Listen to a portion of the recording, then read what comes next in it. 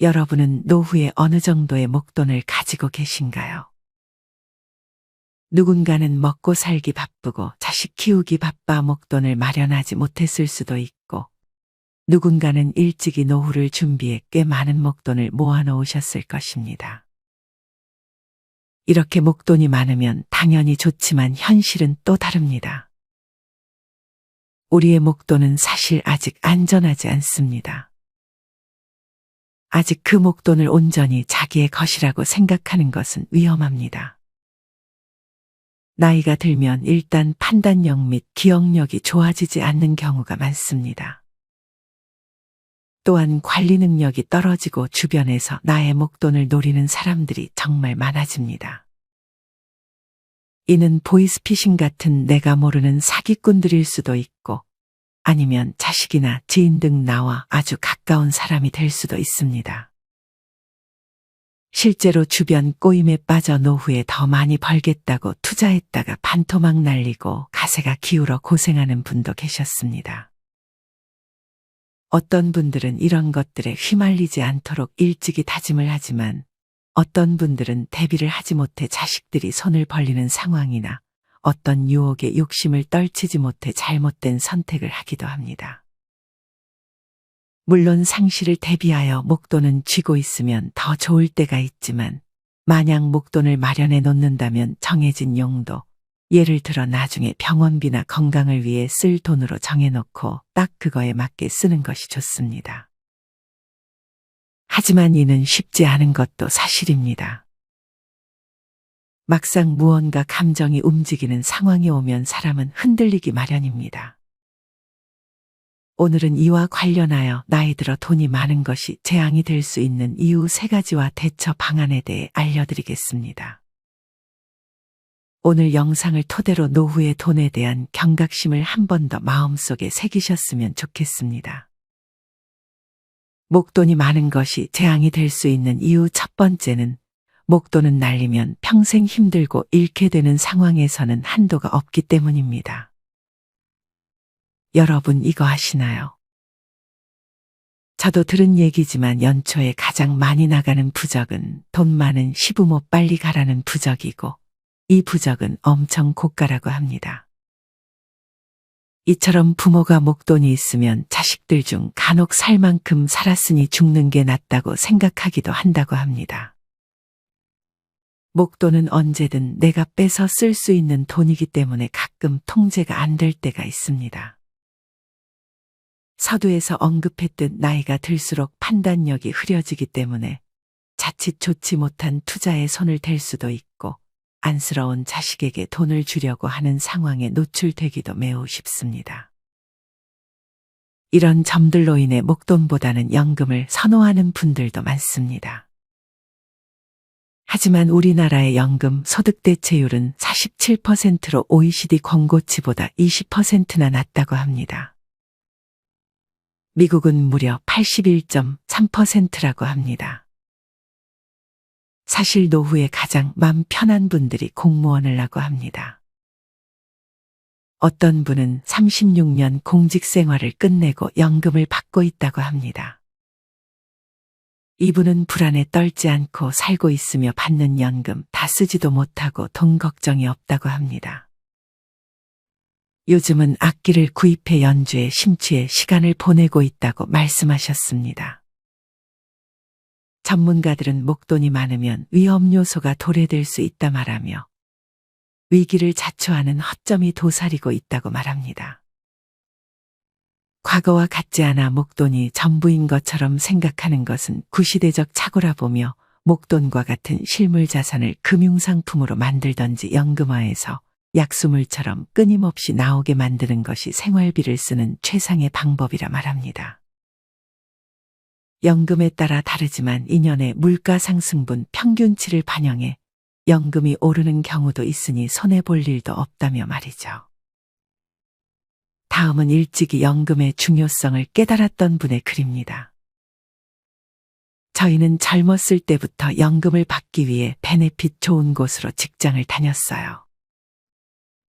연금 충분히 생활할 만큼 나오고 열심히 모은 돈은 주식과 여러 군데 분산 투자해놨어요.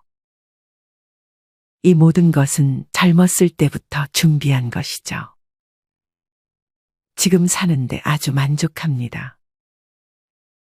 자식들은 우리가 얼마 있는지 모르고 유언장에는 자식들 반반씩 가지라고 오래전에 준비해 놓았고요. 모든 게 하루아침에 되는 게 아니고 젊었을 때부터 차근차근 생각하며 준비해야 될 것 같아요. 이처럼 노후 준비는 젊을 때 하고 자식들에게 재산이 얼마 있는지에 대해 함부로 말하지 않는 것이 좋은 것 같습니다. 이렇게 연금을 좋아하시는 분들은 조금씩이라도 매달 나오는 돈이 정말 소중한 돈이라고 말합니다. 물론 연금에 대해 부정적으로 보는 시각도 존재합니다. 일부 사람들은 연금 제도의 불확실성을 안 좋게 바라보기도 합니다. 연금 제도는 정부 정책이나 기업의 재정 상황에 따라 변동할 수 있기 때문에 미래에 받을 수 있는 연금이 보장되지 않을까 하는 우려가 있을 수 있습니다. 특정 연금 제도는 혜택이 제한적이거나 불충분하다고 여겨질 수도 있습니다. 예를 들어 연금 수령 기준이나 연금 수령액이 예상보다 낮을 수 있다는 점 등이 부정적으로 받아들여질 수 있습니다. 실제로 어떤 분은 연금 생활 9년 차인데 연금은 기본 생활비밖에 안 된다며 목돈이 없다면 월 300만 원의 연금을 받아도 생활이 갑갑하다고 말씀하셨습니다. 노후에는 무조건 연금과 목돈이 동시에 있어야 풍요로운 노후가 된다며 말이죠. 연금을 받아서는 해외여행을 갈 수도 자동차 신차를 구입할 수도 없다며 최소한 1억 원 이상의 목돈이 있어야 된다고 말씀하셨습니다.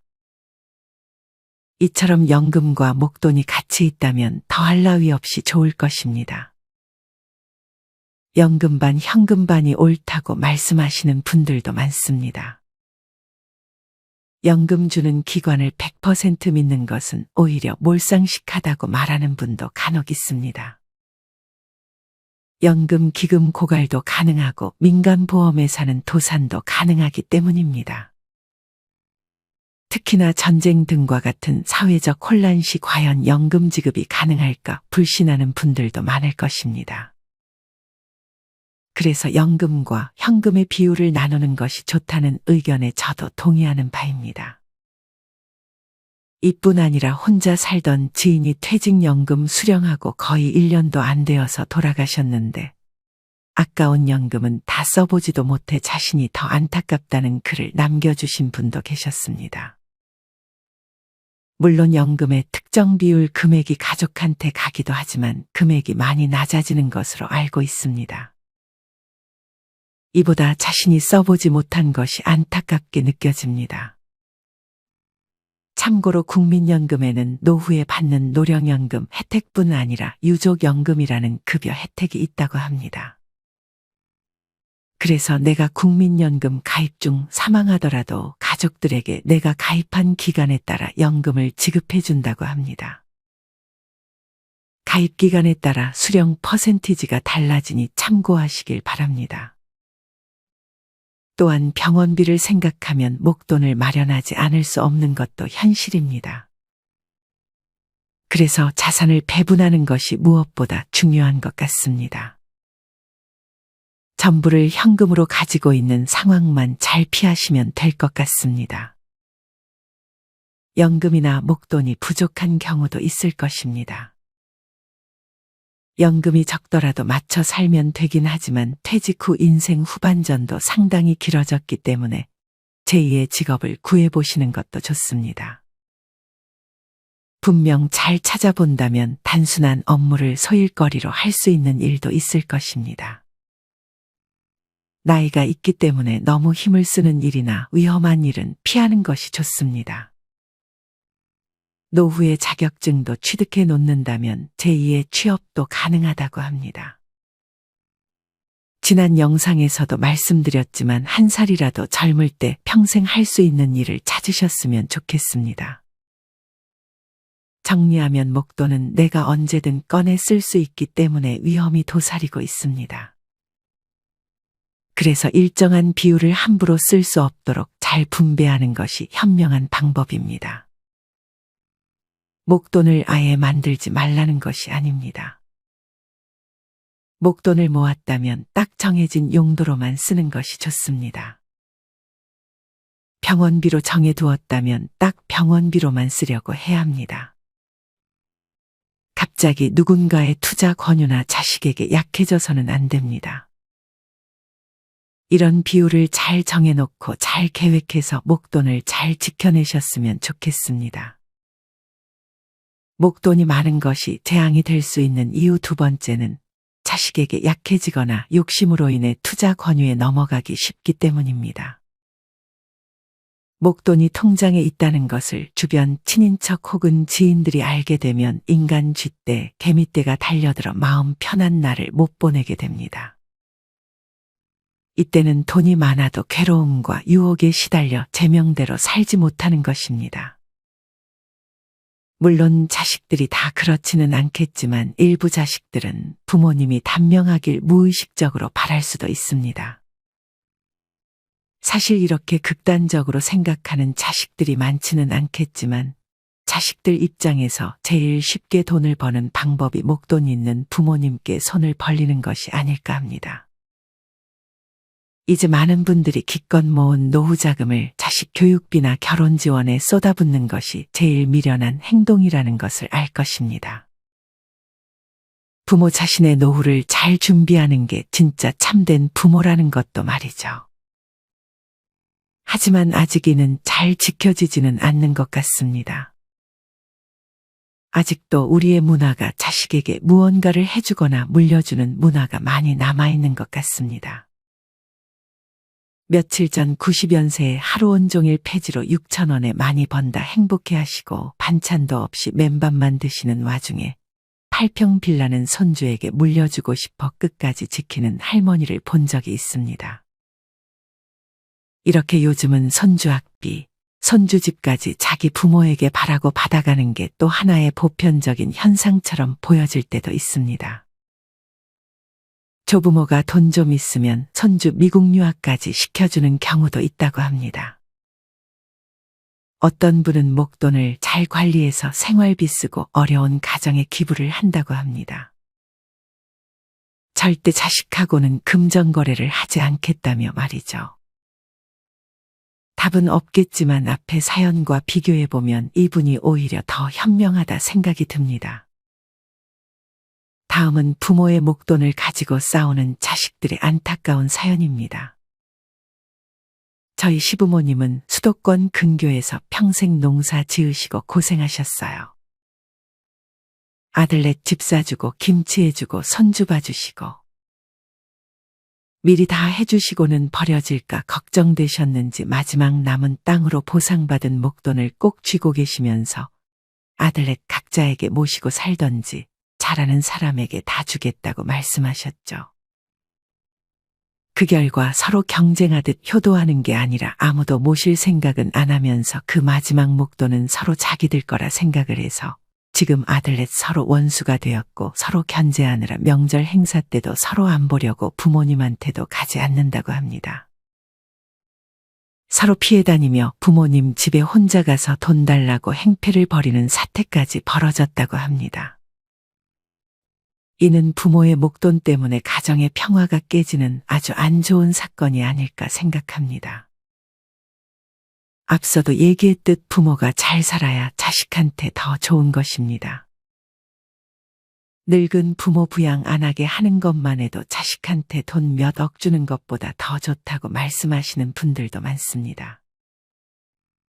자식한테 독립심 키워주고 노후 때 여행 다니며 잘 사는 노인들도 많습니다. 자식한테 재산 밝히고 다 나눠주는 것은 미련한 행동이 될 수 있습니다. 다음은 아직도 자녀들에게 줄 생각만 하는 부모님들에게 전하는 쓴소리를 적어주신 분의 글을 하나 소개해드리겠습니다. 자녀 지원도 형편에 맞게 하세요. 우리나라 부모들은 이게 너무 안 되는 것 같아 안타깝고 답답하네요. 내 소득이 그만큼 안 받쳐주면 사교육도 적당히 시키거나 못 시키는 거지 정말 자녀 좋으라고 그렇게 시키나요? 학원 많이 보낸다고 혹은 비싼 학원, 비싼 과외 시킨다고 그 자녀가 성공하는 것은 아닙니다. 사교육 왕창 시키고 해외 유학까지 보내놨는데 한국에 돌아와 돈 잘 못 버는 자녀들 많습니다. 그나마 부모가 능력이 돼서 별 타격이 없다면 다행인데 그게 아니라면 참 안타깝습니다. 자녀에게 최고의 선물은 부모의 독립입니다. 노후 대비된 부모님이 최고 감사해요. 요즘 시대의 부모님 오래 사시는데 그 평생을 용돈 드린다 생각해보면 자식들도 알 거예요. 남과 비교 좀 하지 말고 우리 형편이 안 되면 이러이러해서 이만큼밖에 못 해주니 나머지는 너가 알아서 해라 하고 제발 노후 준비 좀 하셔요. 애들한테 다 나눠주면 나중에 폐지 줍는다는 교훈을 잊지 마세요. 심지어 요새는 결혼식 상대 부모가 노후 준비가 잘 됐는지도 본다고 하니 자식들 혼삿길 막지 않으려면 노후 준비 잘 해놓으세요. 정리하면 노후에 목돈이 생기면 아무래도 자식들에게 주고 싶은 욕구가 생길 것입니다. 하지만 이는 좋지 못한 결과를 일으킬 수 있습니다. 첫 번째 주장에서도 얘기했듯 목돈을 만들 때 자식에게 주지는 않겠다는 다짐이 필요합니다. 그리고 노후의 은행이자를 넘어가는 무리한 투자는 아예 하지 않는다는 마인드를 가지는 것이 좋습니다. 목돈이 많은 것이 재앙이 될 수 있는 이유 세 번째는 사기꾼의 표적이 될 수 있기 때문입니다. 실제로 어떤 분은 2년 전 돌아가신 엄마가 미국에서 열심히 일하며 돈 모아 한국으로 돌아가서 노후를 보내고자 고향에 집 한 채를 사셨다고 합니다. 하지만 알고 보니 사기꾼들에게 당한 것을 뒤늦게 알았다고 합니다. 결국 사기꾼 좋은 일 시켜놓고 미국 노인 아파트에서 사시다 돌아가셨다고 합니다. 이런 현상은 의외로 많습니다. 목돈을 가진 누군가에게 접근해 무언가를 구매 혹은 투자하도록 유혹하는 것입니다.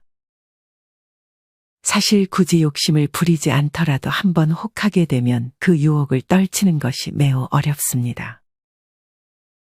이 점을 사기꾼들은 너무 잘 알죠. 나이 들어 판단력도 많이 떨어지기 때문에 더욱 사기에 당하기 쉬워집니다. 그래서 목돈을 가졌더라도 주변에 말하는 것은 반드시 피해야 합니다. 사기꾼들이 제일 무서워하는 사람은 욕심 없는 사람이라고 합니다. 세상에 공짜는 없다라는 말은 진리입니다. 어떤 사람들이 침이 마르면서까지 이거 하면 대박이다라고 소리치면서 남들에게 투자할 것을 권유하는데 그러면 왜 그렇게 좋은 상품에는 자신이 직접 투자하지는 않는 걸까 생각해 보세요. 투자하면 손실을 안 보는 구조라고 소리치는 이들에게 자신은 얼마나 투자했냐고 한번 물어보시길 바랍니다. 목돈으로 무언가를 해보겠다는 욕심은 나이 들수록 버리는 것이 좋습니다. 그리고 나이가 들수록 떨어지는 판단력과 기억력을 관리해 줄 필요가 있습니다. 이런 판단력 및 기억력을 키워주는 몇 가지 방법을 알려드리겠습니다. 첫 번째는 정기적인 두뇌 활동입니다. 두뇌를 활발하게 유지하기 위해 독서, 퍼즐 풀기, 문제 해결 게임 등의 정기적인 두뇌 활동을 통해 판단력과 기억력을 향상시킬 수 있습니다. 둘째는 신체 건강 유지입니다. 신체 건강은 두뇌 건강과 밀접한 관련이 있습니다. 규칙적인 운동, 건강한 식습관, 충분한 수면 등 뻔하지만 정말 중요한 습관을 유지하여 신체 건강을 챙기면 인지 능력을 향상시키고 노화를 예방하는 것에도 도움을 줍니다. 세 번째는 새로운 도전과 학습입니다. 지난 영상에서도 말씀드렸듯 노후에도 새로운 도전과 학습을 통해 자기 자존감을 높이고 인지 능력을 유지하는 데 도움을 줄 수 있습니다. 마지막은 스트레스 관리입니다. 스트레스는 판단력을 저하시킬 수 있는 가장 큰 요인 중 하나입니다. 운동, 요가, 명상, 취미 활동 등으로 적절한 스트레스 관리 기술을 습득하여 스트레스를 효과적으로 관리해 보세요. 또한 돈이 있으면 무언의 관심 대상이 되며 상대로 하여금 박탈감, 미움 또는 시기 질투를 갖게 하기도 합니다. 주지도 않는 돈 자랑, 선심 쓰지도 않는 돈은 남에겐 차라리 없는 것보다 껄끄럽고 부담스러운 관계로 인식이 되기도 합니다. 돈은 대중의 삶을 윤택하게 만들지만 때론 악마의 수많은 고통스러운 삶을 살게 하며 인간관계에는 필요악으로 작용하는 경우가 많습니다. 소중한 만큼 아름답고 정교한 마음으로 어느 무엇보다 진지하게 다루어야 합니다. 정리하면 노후의 목돈은 사기꾼들의 표적이 될 수 있고, 이런 사기에 휘말리지 않으려면 나이 들수록 떨어지는 판단력과 기억력에 신경을 써주는 것이 좋습니다. 목돈이 있다는 사실은 주위 사람 그 누구에게도 반드시 숨기고 정기적인 두뇌 활동과 스트레스 관리 등으로 떨어지는 판단력을 잘 관리하는 것이 좋습니다. 오늘은 노후의 목돈이 많은 것이 재앙이 될 수 있는 이유 3가지와 대처 방안에 대해 알려드렸습니다. 첫째는 목돈은 쉽게 꺼내 쓸 수 있기 때문에 한 번에 잃을 수 있습니다. 이런 이유로 연금, 투자 등의 자산 배분이 필요합니다.